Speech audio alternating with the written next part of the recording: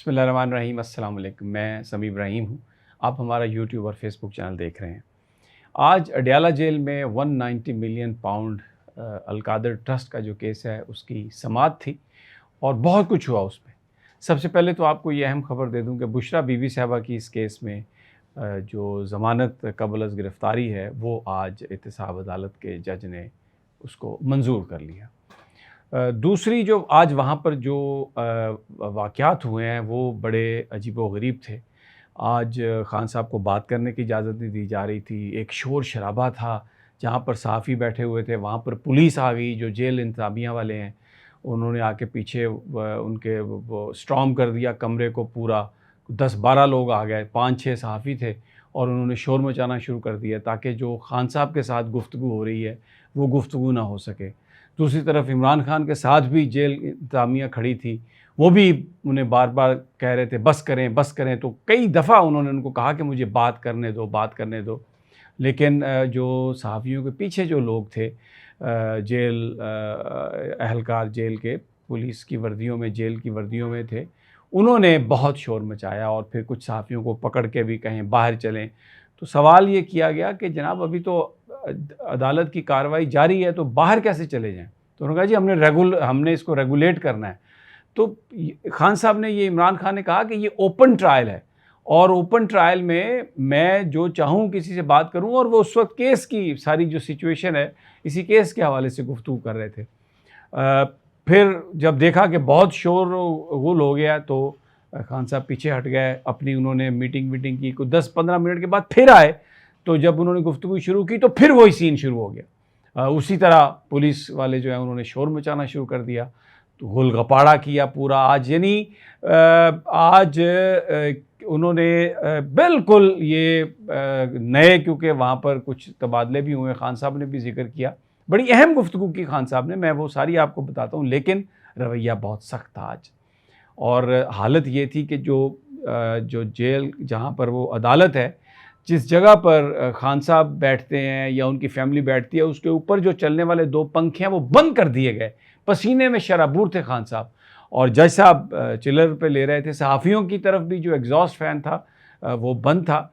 और आज सख्ती जो थी, अब जब आप जाते हैं तो आप पैदल 1 किलोमीटर दूर गाड़ी खड़ी हो जाती है, जाने नहीं देते। बाकी ट्रैफ़िक जा रही है, सहाफ़ियों को और वकला को नहीं जाने देते, पैदल कहते हैं जाएँ आप। और फिर उसके बाद 2-2.5 घंटे गेट के ऊपर बाहर, जहाँ पर कोई बैठने की जगह नहीं है, आपको बिठाया जाता है। उसके बाद आपको अंदर भेजा जाता है, और वहाँ पर भी आप इतनी दूर बैठते हैं कि कोई आपको आवाज़ सुनाई नहीं देती। जिस वक्त हम गए तो वहाँ पर जो ज़मानत क़ब्ल अज़ गिरफ़्तारी की दरख्वास्त थी बुशरा बीवी साहबा की, उस पर बातचीत हो रही थी। सलमान सफ़दर साहब दलाइल दे रहे थे। मैं आपको कुछ नहीं बता सकता, इसलिए कि मुझे कुछ नहीं पता। और ये बार-बार हम ये बात कर चुके हैं कि ये, अगर आप इसे कहें कि ये ओपन, फ्री, फेयर ट्रायल है, मीडिया की एक्सेस नहीं है। जो गवाही हो रही होती है, जो जज बात करता है, जो वकील बात करते हैं, बिल्कुल किसी तरह से भी जो मीडिया है उसको नहीं होती, कोई कुछ पता नहीं चलता। अच्छा, मैं इमरान खान साहब ने बड़ी इंपॉर्टेंट बातें कही कि जो आने वाले, जो छोड़ के चले गए थे, उनके साथ क्या होगा, और वो क्या इस सारी सूरत हाल में देख रहे हैं। बुशरा बीवी साहबा भी आई आज, बड़े दिनों के बाद बुशरा बीवी साहबा ने बात की, और उसमें उन्होंने आके मकाम संजीन का ज़िक्र किया, और उसमें उन्होंने कहा कि किसी ने आपने नाम सुना है? तो मैंने तो नहीं सुना था। मैंने कहा जी बीबी मैंने तो नहीं सुना। तो उन्होंने फिर कहा कि कुछ उसको एक्सप्लेन किया, क्योंकि बहुत दूर थी वो। उन्होंने कहा कि आप इंटरनेट पे जाके इसको देख लीजिएगा, ये आसमानों और ज़मीन और उसके बीच कोई जगह है जहाँ पर शैतान की हुकूमत है। तो उन्होंने कहा कि ये जो इस वक्त पाकिस्तान में हुक्मरान है, ये एक शैतानी टोला है, ये वही मकाम संजीन वाले ये लोग हैं, और बिल्कुल उसी तरह के लोग हैं, उसी तरह का इनका किरदार है। और फिर उसके बाद ये बात करके वो चली गई, और 2-4 मिनट के बाद फिर दोबारा वापस आई। उन्होंने कहा कि ये जो टोला है, ये फ़ौज और मुल्क को ये बदनाम कर रहा है, और साथ उन्होंने ये कहा कि ये हमें गिराने की बात कर रहे हैं, या हमें क्या गिराएंगे, मेरा रब इनको बहुत जल्द गिरा देगा, इनकी हुकूमत को बहुत जल्द गिरा देगा। बड़ी मजबूती से फर्मली, उनकी सेहत भी अच्छी थी, she standing behind Imran Khan. Imran Khan बहुत मतलब आज उनका जो चेहरा था वो जैसे हमेशा होता है, वो हंस भी रहे थे, मुस्कुरा भी रहे थे, नज़र आ रहा था गर्मी की सख्ती जो है, नज़र आ रहा था कि उनको जिन हालात में रखा गया वो बड़े सख्त हालात हैं, लेकिन उनके चेहरे पर कोई शिकायत नहीं थी, उनकी आंखों में कोई शिकायत नहीं थी।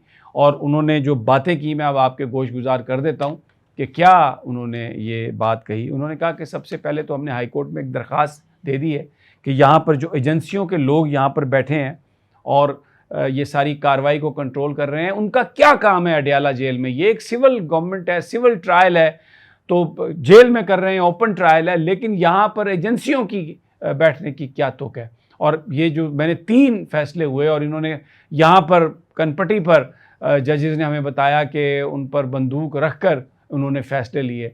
तो एक तो उन्होंने कहा कि हमने ये इनके ख़िलाफ़ वो किया, हाई कोर्ट में किया। दूसरा उन्होंने ये बात कही कि ये जो यूएस कांग्रेस ने जो करारदाद पास की है, वहाँ पे उन्होंने कहा कि इस किस्म की करारदाद तो इजराइल कितनी स्ट्रॉन्ग लॉबी है वो भी नहीं करवा सकता, लेकिन क्योंकि पूरी दुनिया का मीडिया रिपोर्ट कर रहा है और यहाँ से पाकिस्तान में जो हालात हुए हैं वो सब ने देखे हैं। 85% जो यूएस कांग्रेस के मेंबर्स थे वो मौजूद थे, सिर्फ 7 ने उसकी मुखालफत की। और वो क्या कह रहे थे कि वो वही कह रहे हैं जो पूरा पाकिस्तान कह रहा है, जो पटन कह रहा है, जो फैफन कह रहा है, जो पिलडाट कह रहा है, जो पाकिस्तान की सियासी जमातें कह रही हैं, जो पूरी दुनिया का मीडिया कह रहा है, इंटरनेशनल मीडिया कह रहा है कि पाकिस्तान में इंतखाबात ठीक नहीं हुए। तो बजाय इसके कि आप अपने घर को ठीक करें, अपने मामले को ठीक करें, आपने उनके ऊपर तनकीद शुरू कर दी है। और उन्होंने ये कहा कि फिर यूनाइटेड नेशन ने जो कही बात, उन्होंने कहा कि देखें ये अब पूरी दुनिया इस बात को कह रही है तो they need to correct it. फिर उन्होंने एक बड़ी इंपॉर्टेंट बात कही, उन्होंने कहा कि ये मुझे एक कागज़ का टुकड़ा यहाँ पे नहीं लाने देते और 6 महीने हो गए हैं मुझे। उन्होंने कहा मुझे ये भी नहीं पता कि पार्टी का कौन सा बंदा इलेक्शन जीता है और कौन सा बंदा इलेक्शन नहीं जीता। और ये जो आप सवाल कर रहे हैं कि पार्टी में इख्तिलाफात हैं और आपने कहा कि उमर अयूब के साथ इस तरह से हुआ है, तो उन्होंने कहा एक बात मेरी याद रखें, उमर अयूब पार्टी का एसेट हैं। उमर अयूब ने जो कुर्बानियाँ दी हैं पार्टी के लिए उसको कभी भुलाया नहीं जा सकता। और ये जो आप बात कर रहे हैं ना इख्तिलाफात की, ये इख्तिलाफात नहीं है, ये मिसअंडरस्टैंडिंग्स हैं। कुछ लोग ये समझते हैं कि मेरी रिहाई के लिए ज़्यादा कोशिश होनी चाहिए, कुछ लोगों का ख्याल दूसरी तरह का है। तो ये मिसअंडरस्टैंडिंग भी इसलिए क्रिएट हुई है क्योंकि मुझे लोगों से मिलने नहीं दिया जाता। नवाज शरीफ जब यहाँ पे था तो वो 40-40 लोगों से मिलता था, सारा दिन मुलाकातें होती रहती थी। मेरी क्योंकि एक्सेस ख़त्म कर दी गई है इसलिए वो मिसअंडरस्टैंडिंग्स होती हैं, लेकिन मैं बुला रहा हूँ जुमेरात को इन ग्रुप्स को और ये मिसअंडरस्टैंडिंग जो है ये दूर हो जाएगी। और फिर उन्होंने ये कहा कि फिर दोबारा सवाल हुआ कि क्या ये जो करारदाद है आप इसको भी मुदाखलत समझते हैं जो यूएस कांग्रेस की करारदाद है साइफर की तरह। उन्होंने कहा कि साइफर एक साजिश थी जो मैंने बेनकाब की, जिसके नतीजे में जो हमारी हुकूमत है उसको इन्होंने चलता किया। लेकिन ये जो सारा मामला है कांग्रेस वाला, ये तो हर जगह से रिपोर्ट जा रही है कि पाकिस्तान में ये हुआ, पूरा पाकिस्तान ये कह रहा है। तो इसलिए ये जो चीज़ है ये बिल्कुल उससे उन्होंने कहा कि ये मुख्तलिफ है और हमने अपना मौक़िफ़ नहीं बदला। मैं आज भी कहता हूँ कि अमेरिका के लिए जो वो सहूलियात अगर कोई मांगता है हमारे लिए तो एब्सोल्युटली नॉट पर मैं आज भी कायम हूँ। और बिल्कुल हम जो पाकिस्तान की पॉलिसीज़ हैं वो पाकिस्तानी तरजीहात के मुताबिक होंगी। हमने तो कोई अमेरिका के साथ किसी तरह की भी कोई ऐसी बात नहीं की। फिर उन्होंने वज़ीर दाखिला पर बड़ी तनकीद की। उन्होंने कहा कि उन्होंने इस मुल्क का बेड़ा गर्क कर दिया है।